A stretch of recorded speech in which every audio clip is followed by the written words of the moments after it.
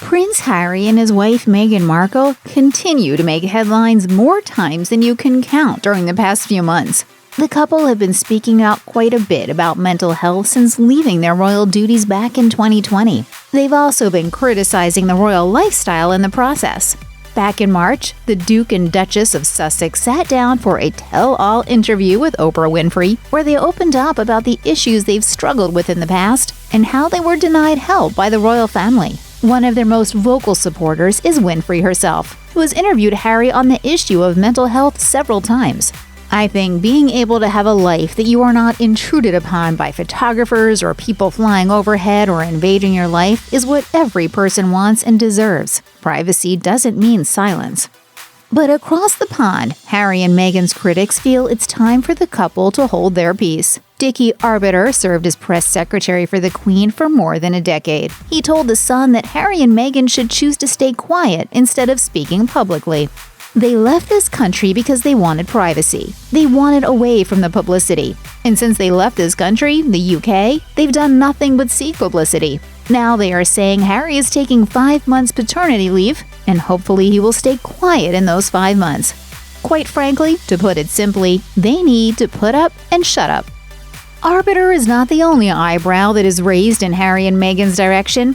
Royal expert Phil Dampier has equally been forthright about the need for the Sussexes to hold their peace. Dampier previously told The Sun, "They should get on with their lives, stop playing the victim and stop playing on their royal connections by leaking stories while pleading for privacy. People can see through it, and anyone who advises them to carry on this way is giving them bad advice." This isn't the first time Dampier has offered advice to the couple.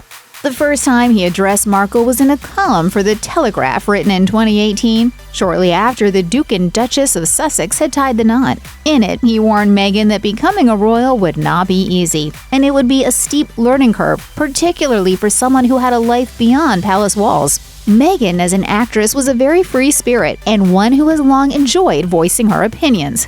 But as a member of the royal family, she will no longer be permitted to involve herself politically in the way she always has. Expressing sympathy is fine.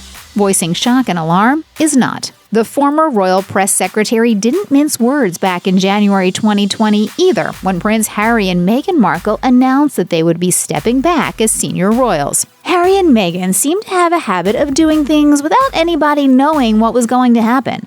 I very much doubt anybody in Buckingham Palace, from the Queen downwards, knew what was happening. It seems to be a succession of doing things their own way, which is the wrong way.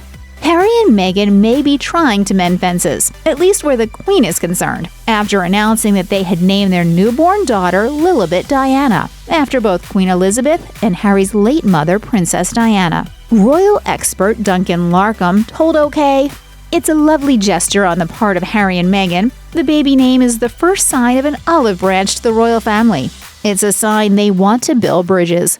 The Queen is hugely proud of the man Harry has become, and she will be chuffed to bits over the name choice. She will see this as a loving gesture from her grandson, and I believe it's Harry's way of showing that he wants to honor one of the most important women in his life." But the choice of Lilibet for a name could be another misstep for the Sussexes, because the Daily Express says the Queen might have been made uncomfortable by their choice of such a personal nickname. Royal experts like Ingrid Seward say that even if she had been told about it, as Harry claims, the monarch might not have had much to say in the matter. Check out one of our newest videos right here. Plus, even more list videos about Harry and Meghan are coming soon. Subscribe to our YouTube channel and hit the bell so you don't miss a single one.